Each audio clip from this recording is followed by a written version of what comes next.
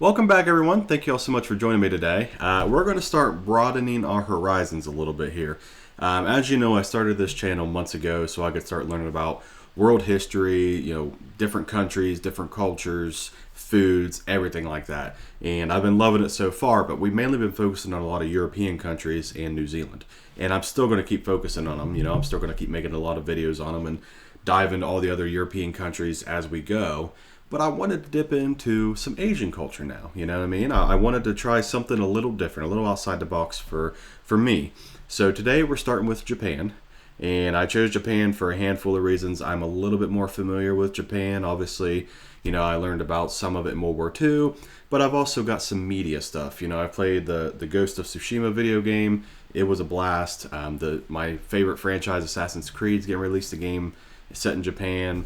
And there's a metal band that I found here recently that I really like, and they're from Japan. So I just wanted to kind of dive into it and kind of get an idea where all these guys are from and just the history of Japan. So without further ado, let's hop into it. Geography now, Japan.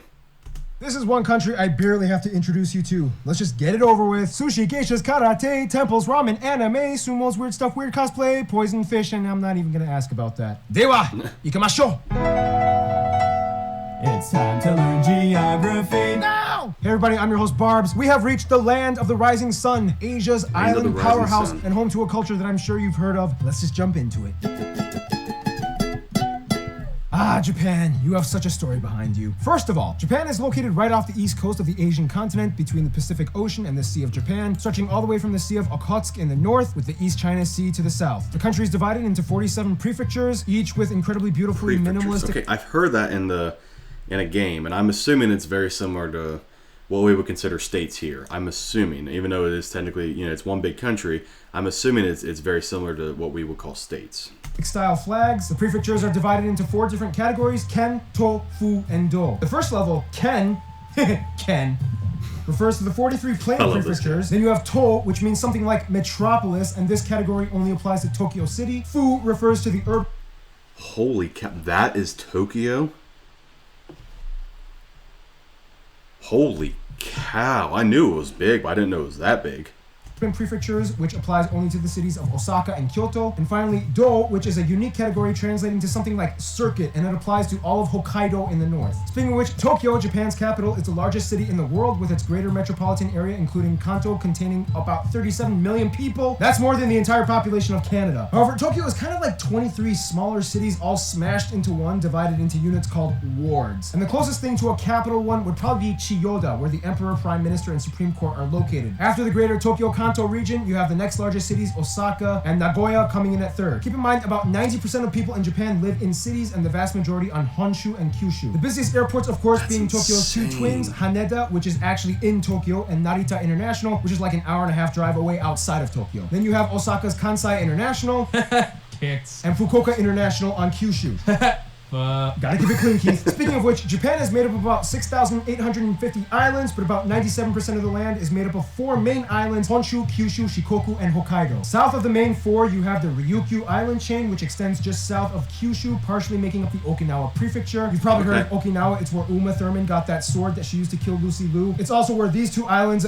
never mind. Nonetheless, Japan can still kind of be separated into 10 historical main regions, 6 of which divided amongst Honshu. Then you have the interesting, less high... I'm gonna stop him real quick here. I mean, obviously I learned a little bit about Japan, in history class, but it's taught from an American's perspective, so I want to kind of get the Japanese perspective from it. But I gotta go back to Tokyo for a second.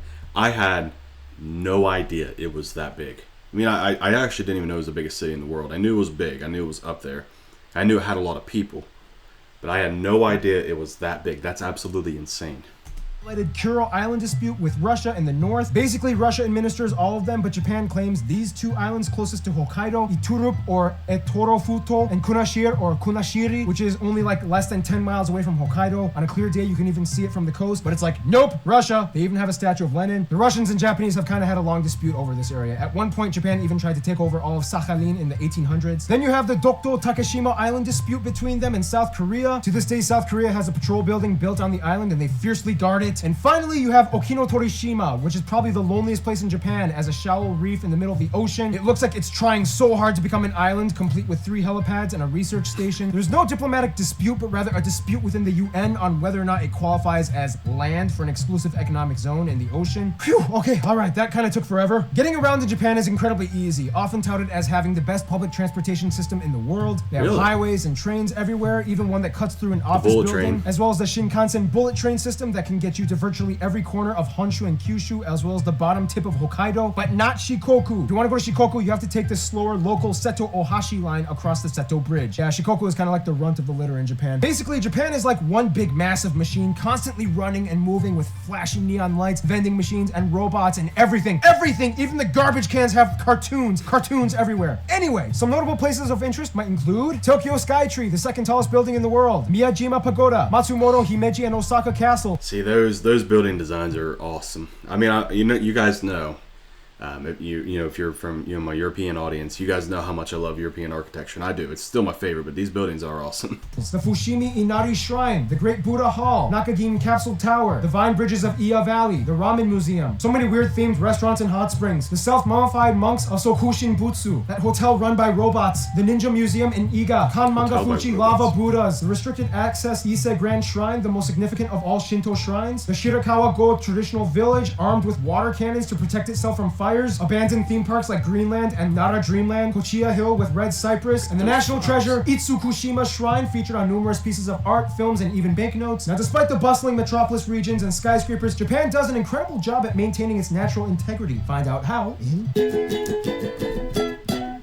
Now, Japan's land is kind of like a gingerbread house. Beautiful on the outside, but potentially dangerous on the inside. First of all, Japan is a stratovolcanic archipelago located right on the most precariously situated section where 4 major tectonic plates converge: the Pacific, the Philippine, the Eurasian, and the North American plates. Of course, this means that not only is Japan subject to earthquakes, but also tsunamis, which, by the way, is a Japanese word, tsunami, caused from sub-oceanic activities such as the one recently in Fukushima caused by the epicenter in the Japan Trench off the Pacific. This also means that Japan is a volcanic area with numerous volcanoes still active, like Aogashima, a volcano within a volcano, Mount Aso, the largest volcanic caldera. This, in return, also blesses Japan with countless natural hot springs, which they like to exploit and build bathhouses on, called onsen, typically indicated with this symbol. All this plate activity in volcanoes means that about 70% of Japan is mountainous, with the highest peak, Mount Fuji, overlooking Tokyo, which, by the way, is still technically an active volcano, which erupted about 300 years ago. The rift between the Philippine plate and the Eurasian plate creates the Japanese Alps, which bisects the country on Honshu. This isolated geologic war zone, in return, though, kind of blesses Japan with an abundance of unique flora and fauna. Today, about 70% of Japan is forested with nice natural water sources, like the longest river, the Shinano, and the largest lake, Lake Biwa on Honshu. Endemic animals can be found like Japanese hornets, macaque monkeys, tanukis, giant salamanders, bobtail cat, sero, red fox, red crowned crane, the national dog, the Shiba Inu, the national bird, the green pheasant, and the national fish, koi. Speaking of animals, Japan has quite a few feral animal islands and towns, such as Tashirojima, the cat island, Okunoshima, the rabbit island, the town of Miyajima for deer, Miyagi-Zao for foxes, and of course Jigoku Dani, where you can see those monkeys in hot springs. With limited space and only about 20% highly subsidized arable land, Japan has kind of had to think outside the box. So they said, hey, why not go to the sea? Today, Japan is disputably the most advanced aquaculture society on the planet. Not only do they have the largest merchant marine fleet in the world, but they also harvest everything from shellfish to seaweed in offshore ocean plots and fish farms. They love fish. They even have the largest fish market in the world.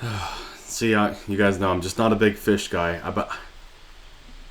I would try it. I mean, I don't hate fish. I would definitely try it if I got the chance to go over there. Tsukiji. Speaking of which, we all know about Japanese food. I feel like I don't even really have to give you a list of notable dishes like sushi, mochi, or ramen. However, Japan is known for making strange flavors of conventional snacks, drinks, and desserts, such as yogurt Pepsi, spaghetti popsicles, horse and Yogurt octopus Pepsi. ice cream, pancake juice, wasp crackers, and Kit Kat has tried pretty much anything under the sun. Itadakimasu! Speaking of which, I've seen some random Kit Kat flavors from Japan I have wanted to try. Maybe I'll get some of those one time. Japan is Do a the video third on it. largest world economy by nominal GDP, mostly due to their various technology and automotive industries that have swept over the world by storm since the middle of the 20th century. The largest automotive companies include Toyota, Mitsubishi, Honda, Nissan, Mazda, Suzuki, and Subaru, as well as tech companies and their subsidiaries like Hitachi, Sony, Epson, Canon, Toshiba, Fujitsu, Panasonic, Nikon, and Nintendo. This does, however, cause a problem. Japan is classified as a high throwaway society in which lots of resources get unnecessarily used and tossed. Like, come on, Japan, I know you have aesthetic standards, but seriously, I don't need need one apple in vacuum-sealed plastic wrap. Nonetheless, Japan is often seen as one of, if not the that is world different. leader in robotics and tech science, receiving more Nobel Prizes in science than any other Asian country. And it's kind of impressive. I mean, with a high population and limited space, Japanese people know how to consolidate and innovate. Speaking of Japanese people.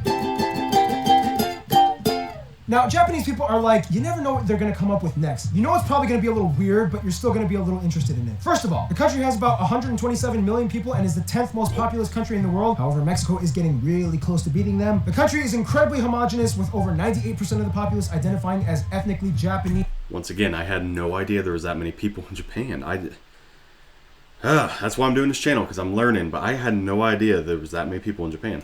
While the remainder is mostly made up of Koreans, Chinese, and very small Caucasian minorities of Americans and Europeans, and the indigenous Ryukyu and Ainu peoples. They use the Japanese yen as their currency. They surprisingly use the Type A American-style plug outlet, and they drive on the left side of the road. As mentioned, like 8 seconds ago, Japan has 2 main indigenous ethnic groups, each with their own languages. You have the Ainu, which predominantly inhabit Hokkaido and some of the Kuril Islands administered by Russia, known for their rustic, scruffy features where men grew beards and women used to tattoo their lips and arms. Today there are less than 30,000 left, but some estimate that there could be up to 200,000 if you include the other Ainu that have assimilated into the rest of Japan and are kind of faintly aware of their own culture. Otherwise, you have the Ryukyu people, or the Okinawans, which are kind of like the Hawaiians of Japan, known for their own distinct art and traditions and beliefs. Now, everybody in the world has had at least a little bit of exposure to some kind of Japanese culture, whether it be samurais, geishas, sumos, kabuki, shamisen music, kimonos, and excessively weird products and advertisements aimed at using nonconformity as a hook to engage viewers. But apart from all that flashy Japan stuff, let's look at the basics first. Japan, no surprise, speaks Japanese, which is actually not that hard to learn conversationally, but it's a nightmare when it comes to writing. The Japanese language uses 3 alphabets. See, that is my thing, is I've always been intimidated by Japan for a few reasons. I'll go over the language right now.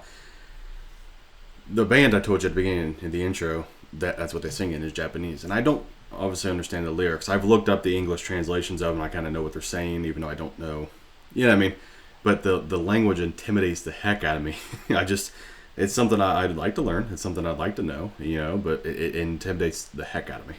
Alphabets: hiragana, katakana, and kanji. Technically 4 if you include romaji, but that's kind of like for lazy people. The first 2, hiragana and katakana, are syllabaries made up of 46 corresponding base characters each. That means you have 2 ways to write each syllable, whereas kanji is basically the list of Chinese characters that they borrowed from China. Most students have to learn about 2,000 to 3,000 of these. That means that Chinese people can kind of get by in Japan just by reading the signs, as most of the characters have identical meanings, just different pronunciations. It's kind of hard to explain, but the reason why they use 3 alphabets is because each one kind of plays a role for certain words and context. They don't use spaces in writing, so each alphabet kind of acts as like word dividers, and katakana is used for technical and foreign words. Well, why don't they just fix the problem by using spaces and discard the other 2 alphabets? Shut up! That's why. If you didn't grow up here and actually learn this stuff, you're either obsessed with Japan or criminally insane. Sorry, I'm boring the crap out of you guys with language stuff. Anyway, let's talk about history. Now, I'm sure many of you have seen that video by Bill Wirtz, whom I am totally not jealous of, considering that he racked up more views and subscribers in 2 videos than I have in all these years of working on this channel. But in the quickest way I can summarize it: Yayoi period, Kofun period, Yamatos unite Japan, Asuka regime, Chinese culture comes in, Heian period, aristocrats take over, Kamakura period, aristocrats lose, Shogun time, province wars, Azuchi Momoyama period, things are stable, Meiji restoration, industrialization, World War I, Japan's economy sucks, coup d'etats and assassination attempts against the emperor, military rule, they try to make an empire and in World War II attack Pearl Harbor, Nagasaki and Hiroshima, afterwards treaties signed, military kind of dismantled, and post-war economic miracle, done! Japan definitely sticks out from every country on earth, and it's partially because of their belief system. Japan is the only country in the world that practices Shintoism, which obviously enough started in Japan. If you don't know anything about Shintoism, basically it's a very ritualistic belief system that reveres a multitude of kami, which translates to something along the lines of gods or spirits or essence. It's hard to explain, but basically a kami can be manifested in almost anything and everything. There are kami for harvest, kami for war, kami for good luck, and so on. Today, about 80% of Japanese people practice Shinto to some extent, whether it be going to temples or shrines and lighting incense and praying. However, most of them will not say that they identify as Shintoists, since there are no formal rituals to deem yourself a practitioner. Otherwise, about 35% might say that they identify as Buddhist, and a small 3% are Christians. Today, there are about 81,000 Shinto shrines and about 85,000 appointed Shinto priests all over the country. Technically, Shintoism is also important because it's claimed that the emperor is a direct descendant of Amaterasu, the goddess of the sun, which means the emperor has the highest authority in Shintoism. Though today, it's more seen as like a moral tradition and patriotic practice rather than believing that the emperor actually has divine status. Oh yeah, and Japan has an imperial family with Akihito holding the throne since 1989, and to this day, Japan is the only country with an emperor. Some people will say that Shintoism is partially the reason why Japan also has a vibrant, complex industry of cartoons and anime, many of which inspired from Shinto-driven legends and kami. They often rank as the top video game producing and playing country in the world. Everybody knows Mario, Sonic, and Pikachu. In a sense, Japanese people have always admittedly kind of been escapists, creating their own worlds, and it might be due to their long history of diplomatic isolation. In another sense, though, honor and diligence culture is of huge importance. Having a degree and respectable title is always flaunted. The problem, though, is that Japan has the largest aging population in the world, in which over 26% of the country is 65 or older. In contrast, only about 12.4% are 1 to 14 years old. Sociologists have many theories as to why this is, but in addition to a high depression rate, there seems to be a lack of sexual interest amongst millennials, especially for men. They even have a word for it, Soshoku Danshi, or herbivores. On top of that, Japan has a very strict and conservative approach towards immigration and citizenship. So ultimately, a smaller generation has to lift the burden of taking care of a population almost 10 times their size. Many Japanese people are overworked. They even have a word for that, karoshi. Some wonder how the future will look like. Karoshi. I Hey, like that son, word. can you help me cross the street? Ooh, I would, but you never had a son, so I don't exist. Good luck!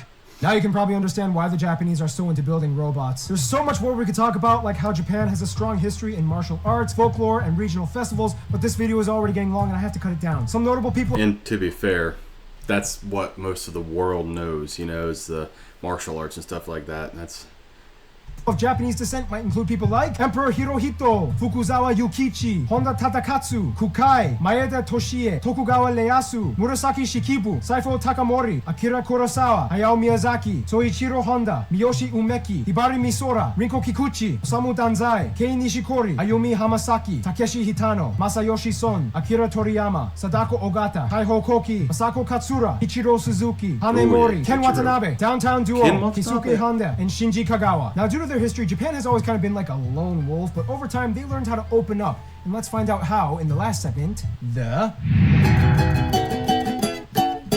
So Japan is a pretty big player on the world stage. As a member of the G20, G8, IMF, WHO, UN, EAS, Interpol, and like 400 other acronyms, they know diplomacy pretty well. They get along with Brazil, Peru, and the Philippines pretty well, as each country contains many Japanese communities. In addition, lots of people from these countries either visit or work in Japan. Peru even had a Japanese president. As mentioned in the France episode, Japan kind of sees France as like the epitome of European exoticism. And after English, French is one of the most highly desired languages to learn, although good luck considering how every French word kind of ends in a continent. The Pacific Island nations of Palau, Kiribati, and Marshall Islands still hold close ties, even though Japan kind of occupied them during the first half of the 20th century. Japanese people love visiting and provide business and revenue for these countries. Their biggest frenemies are South Korea and China. These three are like the Asian trifecta, dominating most of the business and affairs in the East. Despite Japan having invaded and occupying these two for decades, my own grandmother was actually raised in Japanese-occupied Korea, and to this day she still speaks fluent Japanese. They've mostly moved on, plus the whole North Korea thing kind of makes South Korea and Japan closer. The youth of today love piggybacking off of each other's cultures. Koreans and Japanese admit it, they can't get enough of Japanese anime and video games, whereas the Japanese are obsessed with K-pop, and you know, they kind of got kanji and Buddhism from China, so there's that. In terms of their best friends, however, interestingly enough though, most of the Japanese people I've talked to have said the USA and Taiwan. Even though they don't officially recognize Taiwan as a sovereign state, on paper, they totally act like they do and stand with them on pretty much any diplomatic measure. Taiwan was actually the longest lasting occupied area under Japanese rule during the Empire years, and they have since then still kept close. Even though the pains of World War II will never be forgotten, it's funny because almost immediately after that, the US and Japan started skipping down the street hand in hand. I've always thought that was kind of, you know,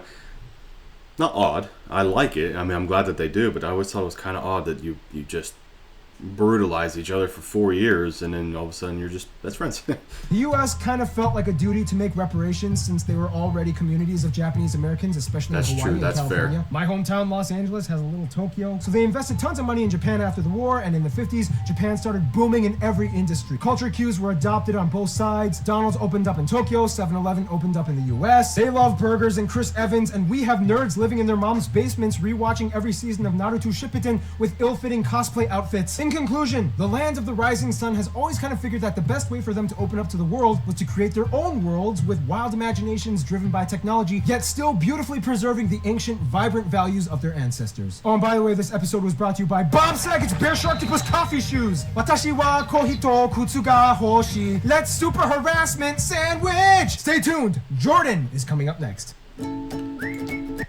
Wow, what an episode. I gotta be honest with you folks. I mean, the video length is already going pretty good here. It's already very long. It's almost 20 minutes already, so I'll make this quick. Japan has always intimidated me. I mean, it's really Asia in general has intimidated me, and I think it's just because, when I look at European countries, even if they don't speak English fluently, I can kind of understand what they're saying. You know what I mean? And things are a little bit more recognizable for me. And when I look at Asian countries and stuff, I just get intimidated because I can't understand a language. You know what I mean? And I don't know everything that's going on. So it's always intimidated me. It still does. But I had a guy I used to work with who, he was actually born in Japan. He is obsessed with Japan, and it got me thinking. Okay. All right, and I told you that video game I used to play until I beat it, and the new one coming out, and this metal band I just found, and I was like, you know what? I just want to dig into it. So I'm intrigued. I'm intrigued to see where this is going. I can't wait to do some more videos on it.